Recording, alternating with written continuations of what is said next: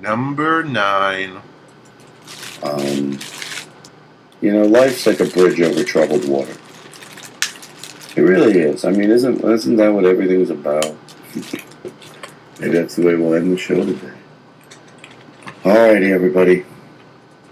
And by the way, can I help you out a little bit? I know it's Friday, and I know this seems weird, but don't buy that thing you're thinking about buying. You don't need it. If you really want to get it. But I'm saying, you know who I'm talking. I'm talking to the person that goes, what do I need that for? Don't just keep buying shit. Put money away. You don't need it. I just made your day easier if you agree with me. Hey, stop buying crap. And it probably just caused a fight between a couple. Todd said not to buy it. He doesn't know who he's talking to. He talks to a recorder. Hello? Hello? I know who I'm talking to. Believe me. I know what you're thinking about buying, and you don't fucking need it. What if somebody misunderstands me and they're going in to buy their medicine? They go, Todd's right. I don't need my medicine. That's not who I'm talking to. You. Hello? I'm talking to you.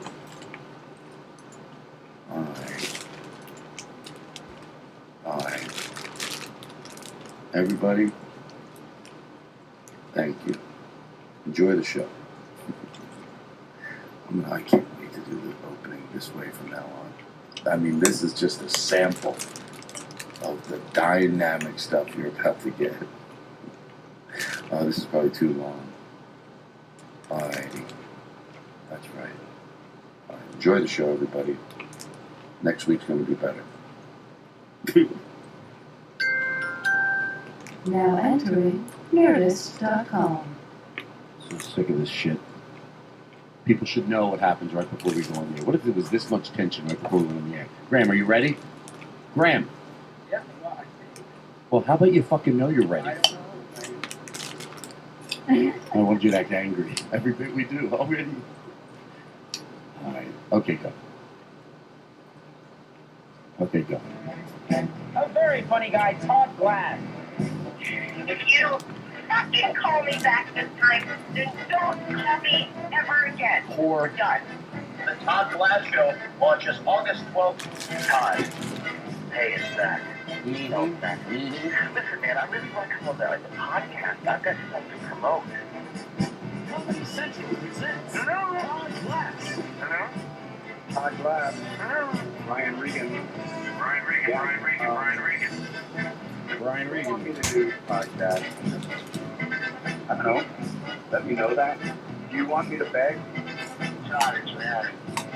I'm the guy who can't come on the Todd Glass Show. It's exciting. Every week I get excited. It's a very funny podcast. The Todd Glass This is Show. the real deal. Nerdist.com. This was other shit. From the beautiful Los Angeles. Hello, hello. Hello. Highest of Blackbird Motors. Todd Glass Show. There was an old farmer who lived Oh, did you write this, Graham? He sat in the meadow. No, you didn't write this. No, you swear to God. No. By the creek. Hold on, listen to more. In the water, their hands on their marbles and playthings. See what they're doing? Past four. Listen. Came a young lady. She looked like a pretty young creature. She sat on the grass. She pulled up her dress and she showed them her ruffles and laces and white fluffy duck. She said she made was that up. learning a new Alrighty, everybody. Here we are. I feel like we've been away a while. This last week, hi, how's everybody? We've got a lot of people here today. We'll introduce everybody later.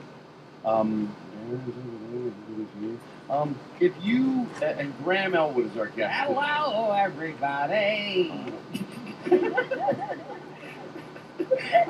I'm sitting on the grass and I lifted. No, I didn't write that song. That's just how I talk. I thought you were, it's probably like, Hickory dickory dock, the mouse ran up my shoes. They were yellow. What? do one more. All right, here we go. We're all good. I'm gonna let me rip through some stuff. Burn it. Burn it. Here we go. We're gonna do it quickly. Someone does an impersonation of me. Can you have that up there? In the beginning of the show, I think they get pretty close. Sounds like me, like when I come on the beginning and I go, hey, it's Todd. Only this is somebody else doing it. It's okay. Hey, it's Todd. How are ya? That's how I sound a little bit. Is everything all right? Hey, it's Are you Todd. comfortable? Are you comfortable? What's wrong? I fade that out. Who was that? Do you know his name? Chris Madison. That doesn't sound like you at all. Well, in the opening of the show, I go, hey, it's Todd. Like when I'm introducing the show every week. Please. The more you comment, the longer it's going to take to give you 100%. I like the look at you. Wait a second. Edit that out. If I did not... Okay, we've been here for a year. We finally got a printer. So now I have a system down. If you emailed me and I didn't respond to your email and it needed a response, re-email me. And I would bet max there's maybe 10 people through printing it out. And then the way I got my emails back before this printer that was here, I don't even want to tell anybody, but it involved calling Atlanta, having my friend Dana fax them to me.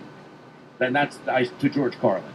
So now we have a printer here in the studio. We print it right out, and there it is, right there. So if I didn't respond to you, you think, you know that's true, don't you? That's why I'm laughing, Yeah. because I know you phone in your tweets. And not, I know that. not anymore. I used to, Darren.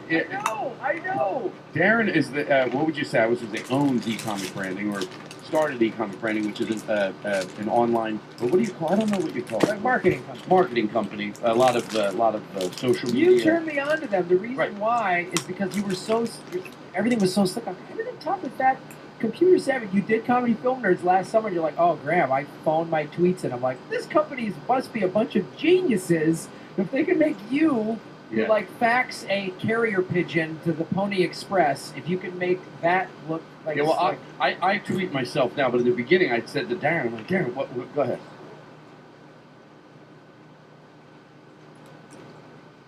No, I hope I didn't say that.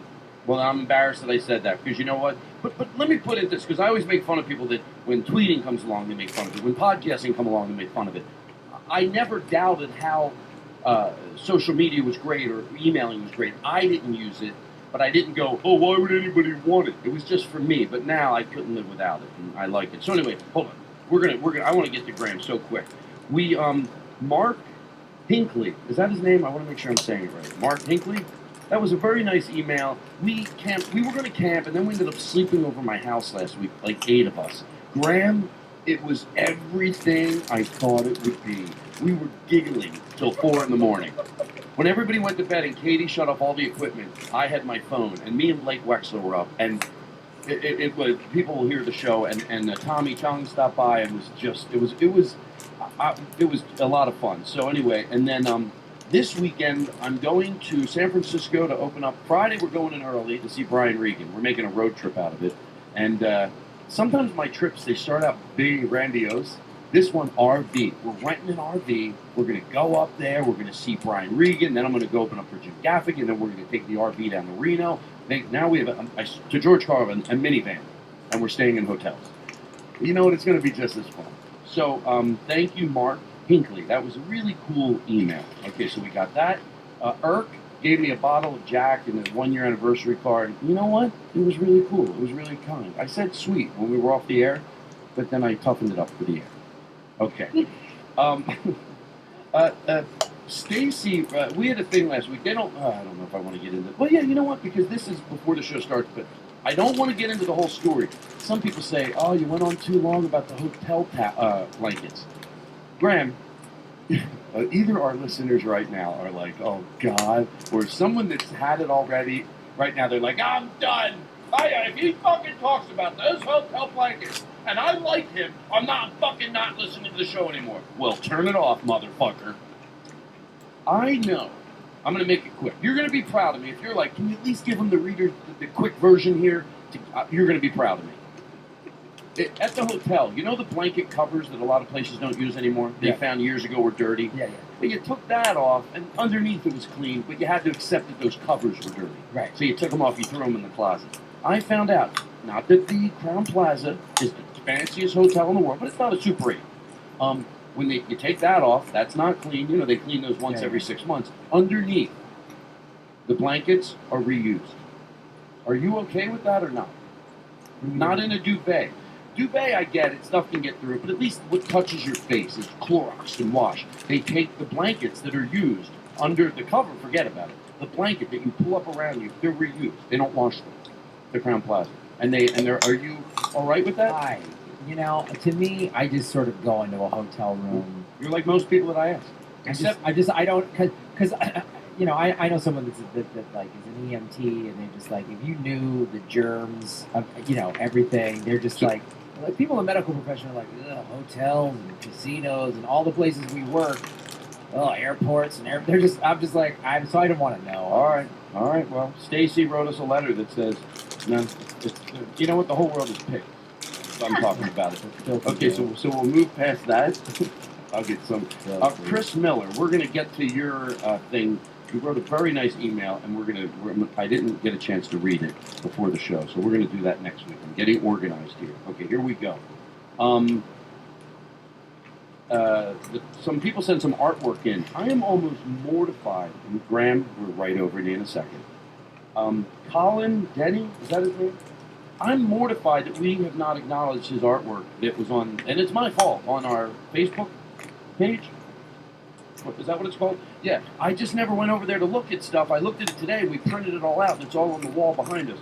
No bullshit. When you see someone that does that takes the time and sends you artwork, yeah, it's awesome. So we have everything you did. We printed out. Now that we have a printer, we printed all your stuff out behind us. Okay. Someone did me saying hamburger Piper Tilly. How do you say that? Tilney, Tilney. Your hamburger thing.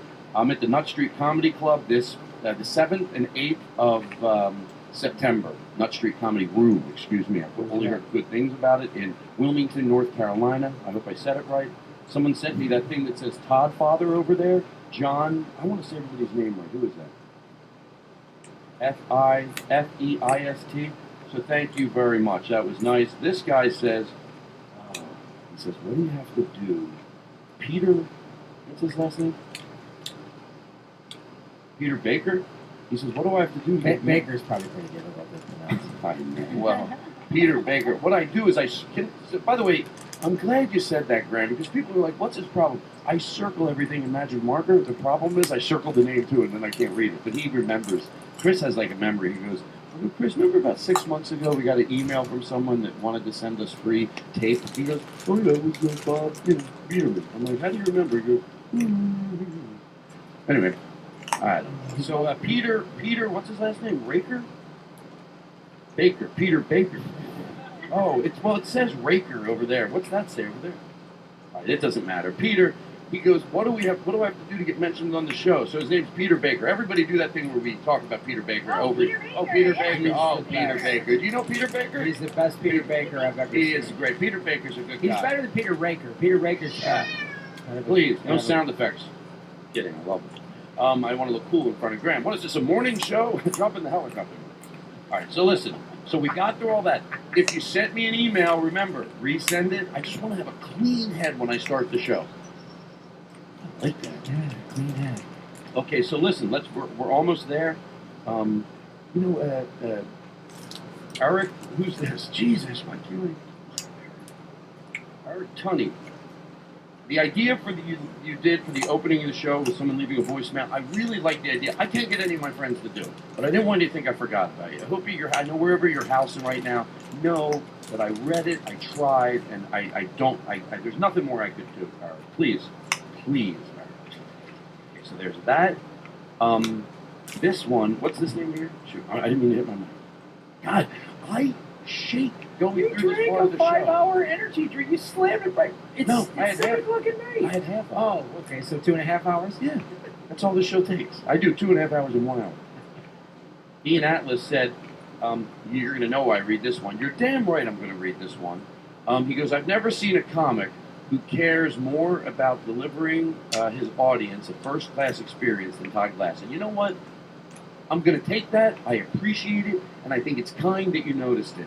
When I was at the comedy bar in Toronto, you know what? Yeah, there's a lot of things, and they have nothing to do with me, that I want the audience to have a good time. The music that's played as they come in, and everybody was laughing at me because the room was it was really hot. So a waitress goes, sometimes in the winter we put tinfoil over the air vents in the restaurant area, because once the show starts, nobody's in there. So I'm like, that's a great idea. So I started putting tinfoil up all over, and everyone's laughing at me. Some comedians weren't, but some were, all affectionate. But, you know, they're like, look at what's he doing. It's like, then the room, I swear to you, to George Carlin, they're like, the sound man goes, it's getting really cool in here. And then that comedian that just said that noticed it. He's not a comedian, but thank you for noticing that. Yes, I went to shows before I did comedy, and it sucks to Be hot. to be boiling hot. And there's not big laughs. They don't have the energy to big laugh when they're all hot and sweaty. No, they don't. And you know what? If it's a one-nighter, I get it. But if you have a comedy club and you're making money, I try to be very careful and fair when I go in before I criticize. Because let me tell you, there's some clubs, I have to give them credit. They're A rooms. They get it. I admire them. But you know what?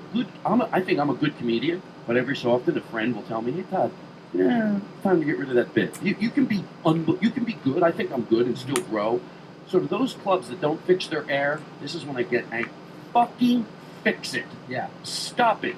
Stop it making your audiences sit. Stop coming up with excuses that go, oh, well, it's a hit. Fix it. Maybe there's freak exceptions. But you know what? I was at a club, and again, I have to give them credit. I wouldn't want to be criticized unless someone was fair to me. This is a club. I'm not going to mention the club. They get it at so many levels. I admire them. I have admiration for them. But every time you go in there, they go, yeah, it's the heat, it's the heat, it's the heat. Okay, listen. Go to the Gap. Now, I'm not going to first I was going to say the Gap. They're going to go, that's a company that has, you know, the money to put in $15 billion air conditioning units. So I didn't use it. I was at a thrift shop today. It was cool. Shitty little thrift shop. Go there and fucking find out how they do. Yeah. Don't tell me you can't do it. The only reason you can tell me that is if they said, Todd, did you go anywhere today? And it was cool. And I went, you know what, I was a little angry with you, but you're right. Every place I went to today was boiling hot. Then I go, you can't do it. But I was out today. I went to other establishments. However they do to get it cool, call them with not this tone in your voice and go, hi, I own blah, blah comedy club. How is your place cool? And then fucking call that company. Or just go right to a cooling company and say, I got this kind of a business. You know, I get 300 people in here. What do I do? It's set to a thing and we can't lower it. And you know what? If you hear this right now, don't be the comic that someone gives good, clean advice and he fights it. Hear this if it gets into your ears and go, you know what? I believe. Good luck getting certain people to just admit they're wrong and just say, you know what, you're right. We should fix that, or I dropped the ball, or whatever. I got no patience for people who can't admit they're wrong on any level, and they're clearly an idiot. Sometimes you can rattle people if you hit it from a million angles. They can go, if they hear it, they could go, I do that. Yeah, there's clubs that have, you got to fix the air. If you don't have money and you don't, and I get it, then I do. But if you have the money and it means you won't make it, don't. I get it when the struggling club goes, man, I looked into it. It's $7,500. I don't have it. Okay, all right. Buy some fans. Do the best you can. I don't know, you know. No. I like that you're saying that because we're not crazy. And that person out there that is in that situation is going, okay, they I'll get it.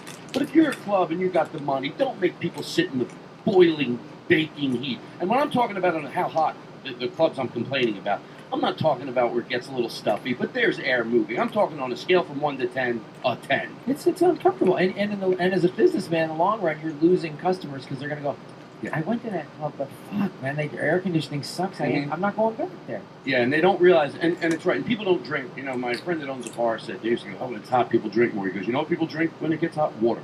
Yeah. No one wants those drinks that you make the most money from when it's baking hot. They don't want to start sipping sugar into their system. They don't want a thick beer. You know what I mean? They want ice water. Yeah. That's it. That's right. Get it right. So anyway, Fix it. Thank you. All right, so we're doing good. We got all that out of the way. We had fun camping. I'm going to see. By the way, I mentioned Brian Regan 100 times a day. Anybody that goes to Cobb's and sees me walking into that theater with the guys, with some of the people from the show, they're going to be like, He really He's a great guy. I haven't seen him in forever. He's a really nice guy. It's everything you think it'll be. I went to see him here in L.A. and I was like, you know, you don't know if it's going to be that one year when you go, oh, I did all new stuff. I liked it, but it was all new and just as good as the old stuff. Wow. There wasn't one bit where I went, I like it, but it's all as good as, you know, YouTube. He's just a comic. He's just the quintessential comic. Yeah. He's always been that. Okay, so here we go. The old song, Nick, what's that name, Chris? Nick Fiction? He wants to know what the old song was. It's called the Assumption song, right? The Assumption song, okay. Well, Nick, next time, now that I won't have to write it down, now that we print your emails right out, I'll be reading it right from the email. Anybody